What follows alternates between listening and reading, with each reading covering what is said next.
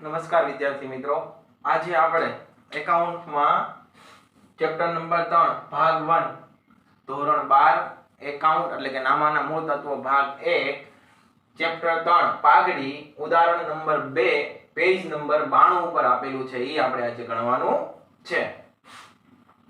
તેની રકમ આપી છે 91 પેજ નંબર ઉપર, તો આપણે અહીં લખી નાખીએ 91 અને 92. ઉદાહરણ નંબરના પેજ નંબર શું છે?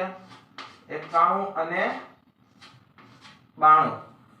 તો હવે પછીના બધા દાખલામાં હવે રકમ લખશું નહીં, કેમ કે એકાઉન્ટ છે, એકાઉન્ટમાં રકમ લખવી અને પછી દાખલો ગણવો સમય ઘણો માંગી લે. એટલે રકમ હું વાંચીશ, પછી તમારે સાથે બુક ખુલ્લી રાખવાની છે, તમારે પણ જોતું જવાનું છે અને દાખલાનો આન્સર પછી અહીંથી આપણે લખવાનો છે અને સમજવાનો છે. તો જોઈએ ઉદાહરણ 2.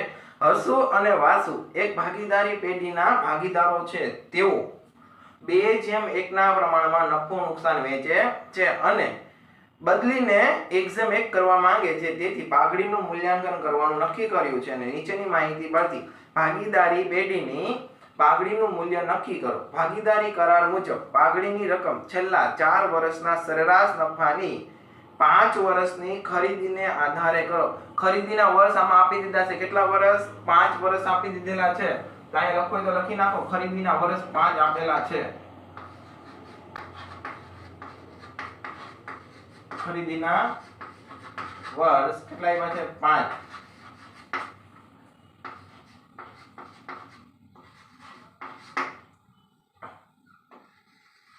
ખરીદીના વર્ષ કેટલા આપ્યા છે?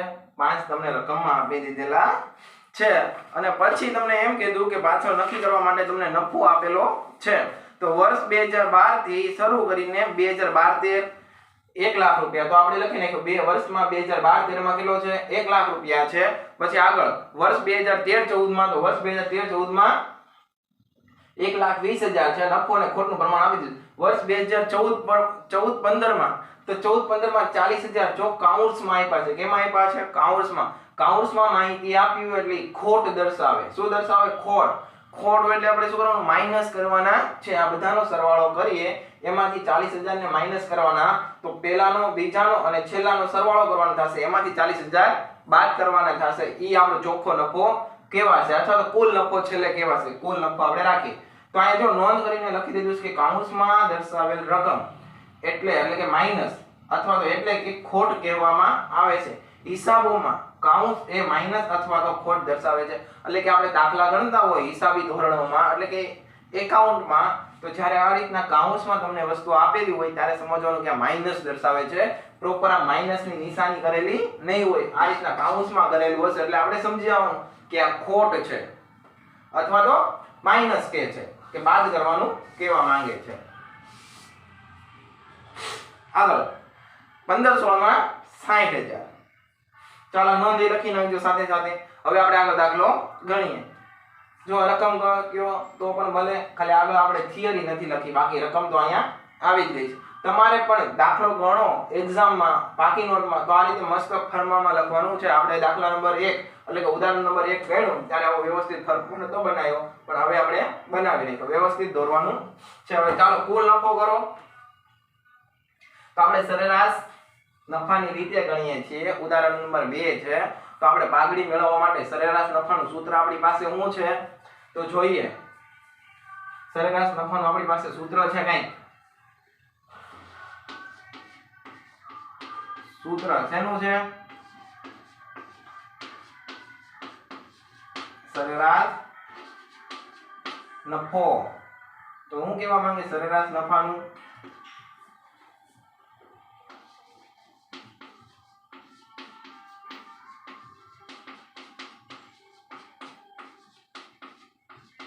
આપેલ વર્ષનો કુલ નફો છેદમાં આપેલ વર્ષ.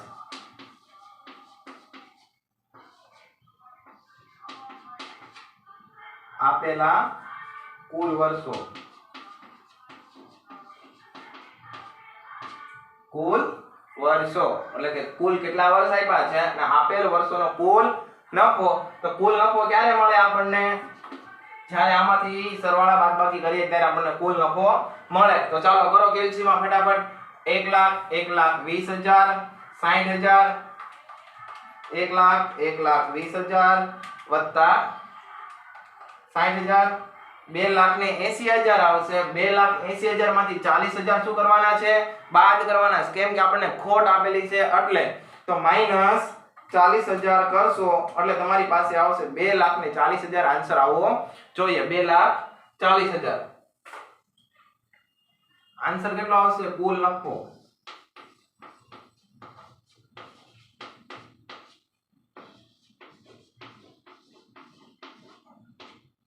2,40,000 તો આપણો નફો શું થયો 2,40,000 આપેલ વર્ષનો કુલ નફો આ બધાનો કુલ નફો તમારી પાસે થયો 2,40,000 આપેલ કુલ વર્ષો કેટલા વર્ષ આપ્યા છે 1 2 3 4 કુલ વર્ષ આપ્યા છે 4 ચાલો ભાંગો 2,40,000 ભાગ્યા 4 તો ऐसा આમ નામ રહેવા દીધું હશે તો ભાગ્યાની નિશાની દબાવવાની અને 4 કરવાના રહેશે એટલે તમારો આન્સર આવશે 60,000 6 ચોક 24 તો પણ ચાલે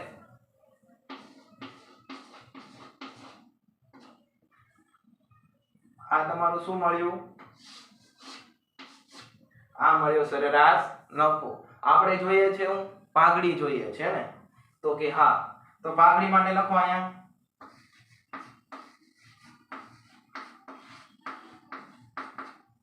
પાઘડી બરાબર પાઘડીનું સૂત્ર શું છે તો કે સરેરાશ નફો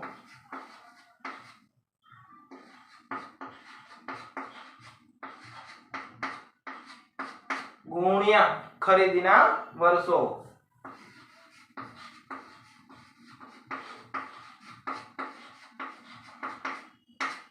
ખરીદીના વર્ષો ચાલો આગળ સરેરાશ નફો કેટલો આપ્યો છે 60,000 આપ્યો નથી આમ તો આપણે મેળવ્યો ગુણ્યા ખરીદીના વર્ષો તો મેં પહેલા કીધું રકમમાં આપણને આપી દીધા ને આપણી જાણ ખાતર મેં અહીંયા લખી નાખ્યા કે ખરીદીના વર્ષ કેટલા આપ્યા છે 5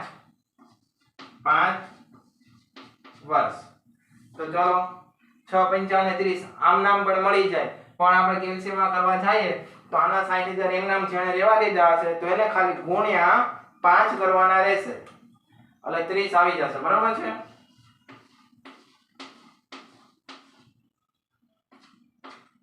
4 મીંડા એમ નામ ને 6 5 30 તોય 3 લાખ તમને મળી જાય આ તમારી શું થઈ પાઘડી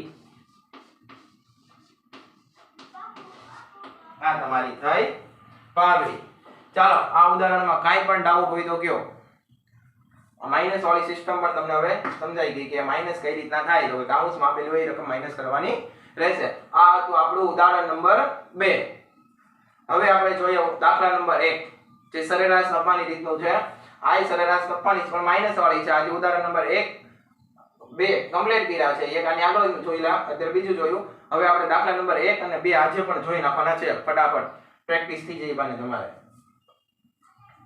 ચાલો લખી નાખો